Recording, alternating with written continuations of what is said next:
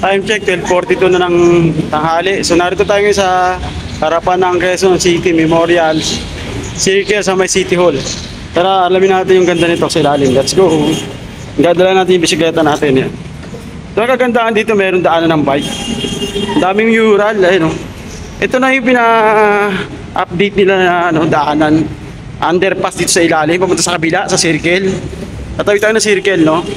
Ang ganda ng mga murals. Talagang napakaganda. Talagang malilibang ka rito pag dumaan ka.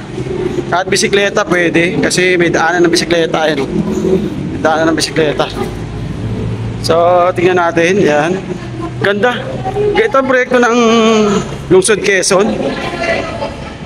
Ni Mayor Joy Belmonte. Shoutout sa kanya. So napakaganda ng daanan na ito, no? Underpass na talagang pinaganda. Yan. Ganda, oh. May bantay pa, oh. Morning, sir. Ayan. So ito yung makikita nyo rito sa ilalim na talaga namang, oh, haring ibon, haring ang tunay. Talagang malilibang ka habang dumadaan ka rito. Tsaka may mga CCTV rito, tsaka ang ganda ng ilaw. Papunta to sa kabila, sa circle. Ganda. Ang linis, tsaka talagang ano.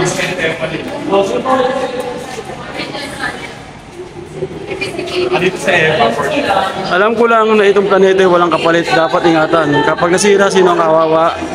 Karaniwang tao sa nagtatakbo. Kanta yan. Ganda. Ganda mga mural. Ito, laking ano, si Lolong. Ay, si Lolong. Ito yung mga ibon, ang ganda. Wow.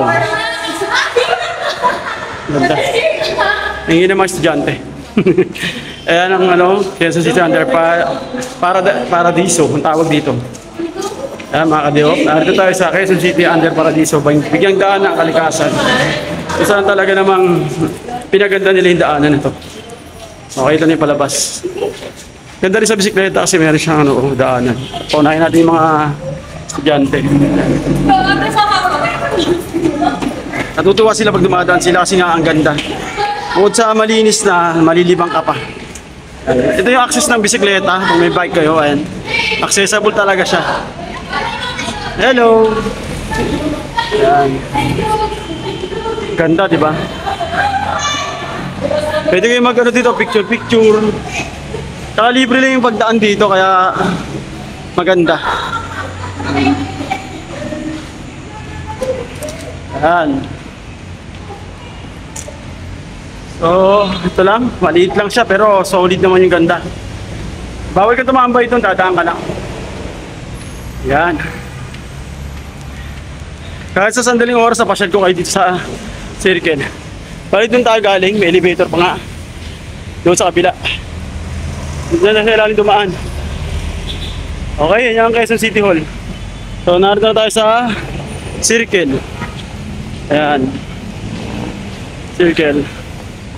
Okay? Sana gusto nyo ating underpass para iso dito sa Circle, Quezon City Hall. Sa pinagpalang araw at magandang umaga sa atin mga kadiop. Narito tayo sa Quezon City Memorial Circle Garden kung saan nandito tayo sa isang style sa purification na makikita natin puro orchids. Hello po, good morning.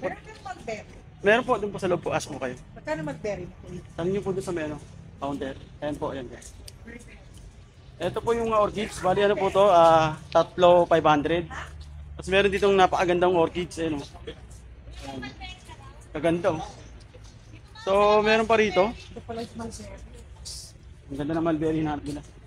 Ayan. Tapos meron ditong puti. Ang ganda rin, 700 din sa. Ayan. Kung naghanap ng ano, may kayo sa orchids, ayan.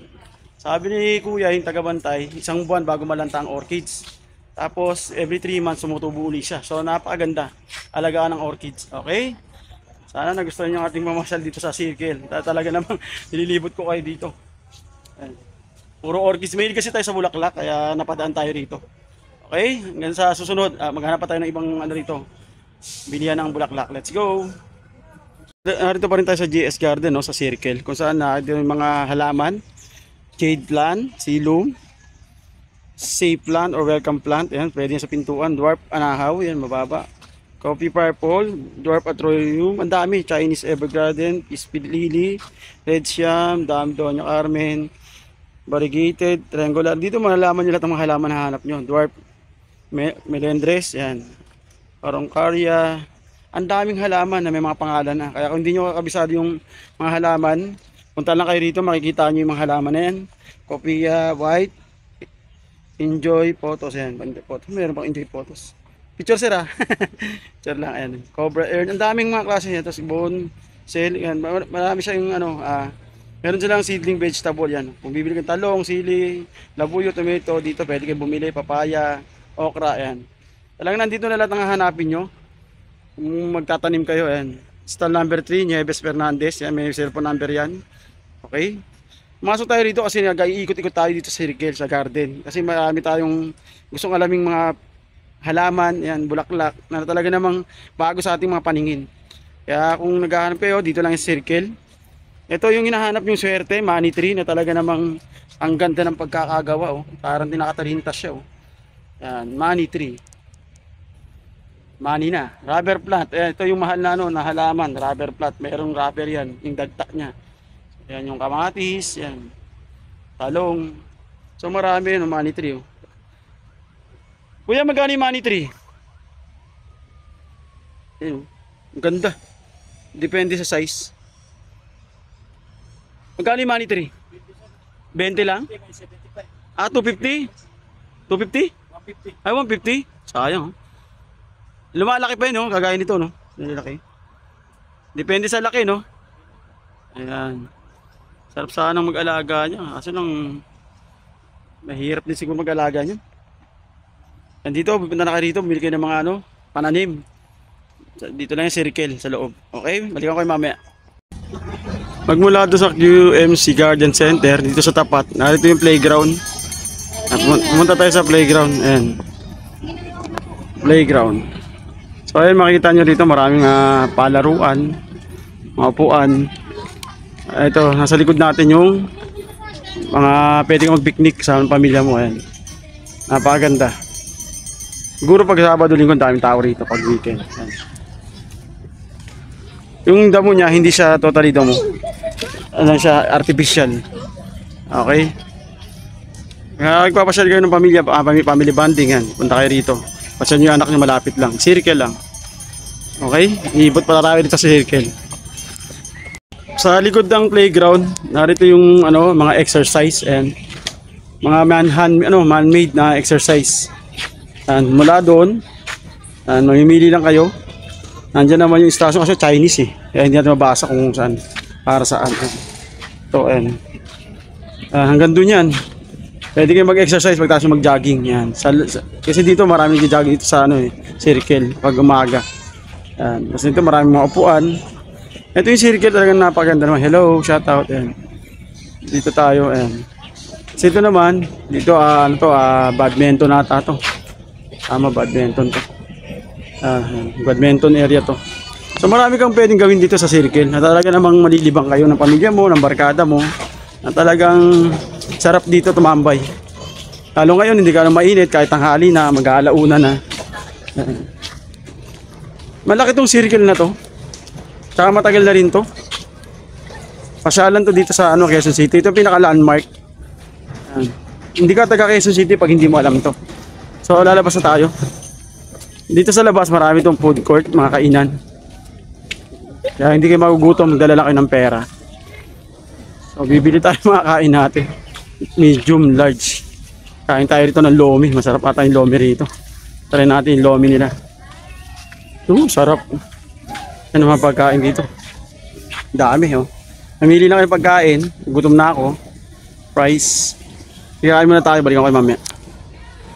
So tapos na yung kumain no. Sa likod ng kainan na yan, dito na yung pinaka main attraction ng circle ito, yung trophy. Yan guerid si Manuel L. Quezon. Yan, sa gitna niyan. So ito yung pinakamalaking area sa gitna. Dito na ginaganap yung mga concert, event, yan. Dati may fountain pen dyan dati, ngayon wala na, pinatay na. Ang ganda ng fountain na may kulay yan. Siguro pag may event na yan binubuksan. May mga doon, security guard, nagkaano sila, training. Museum yan eh, yung na yan, trophy na yan, museum yan. Ano lang ang taas niyan, 60 meters lang ata taas niyan. Yan, ito yung palibot niya. Ito yung entrance. So doon yung mga bike place sa may gilid doon. Papunta ron. Yan. So naikot na natin itong circle. So uwi na tayo. Salamat sa pagsama niyo sa akin hanggang dulo. Hanggang sa susunod na pamamasyal. Wala pa tayong ibang gala, adventure. Kundi dito lang muna tayo sa malapit. Dito nga pala yung food cart. Diyan tayo nang galing. Ay, mga kainan. So may king yan. Dami dyan. Pares. Maghahanap lang kayo ng mga kainan dyan. Diyan tayo galing. Doon tayo dumaan sa kanina sa underpass. Papunta rin sa loob. Ayan. Pag Sabado, Linggo, weekend, maraming tao rito pumapasyal. Ayun, pag gabi, hanggang gabi yan eh, maganda yung ilaw doon sa daanan. Okay, hanggang sa sunod na adventure sa pamasyal at gala. Peace out.